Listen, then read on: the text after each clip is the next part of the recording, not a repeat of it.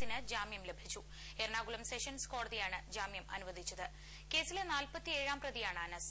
തദ്ദേശ തെരഞ്ഞെടുപ്പിൽ അനസ് വാഴക്കുളം ബ്ലോക്ക് പഞ്ചായത്തിലെ വഞ്ചിനാട് ഡിവിഷനിൽ നിന്ന് തെരഞ്ഞെടുക്കപ്പെട്ടിരുന്നു.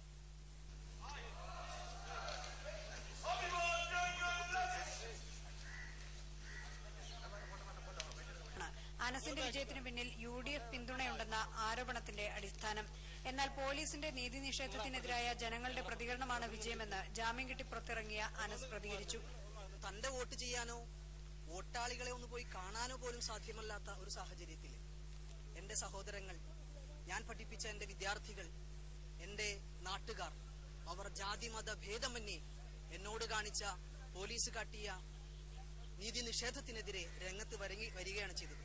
പ്രൊഫസർ TJ ജോസഫിന്റെ കൈവെട്ടിയ പ്രതികൾക്ക് സഹായം നൽകി, തുടർന്ന് സമരങ്ങൾ സംഘടിപ്പിച്ചു തുടങ്ങിയ കുറ്റങ്ങളാണ് ഇയാൾക്ക് മേൽ ചുമത്തിയിരിക്കുന്നത്. പാസ്പോർട്ട് പോലീസിന് കൈമാറണം, തിങ്കൾ ശനി ദിവസങ്ങളിൽ അന്വേഷണോദ്യോഗസ്ഥന് മുന്നിൽ ഹാജരാവണം എന്നീ വ്യവസ്ഥകളോടെയാണ് അനസിന് ജാമ്യം അനുവദിച്ചത്. India vision, Thrissur.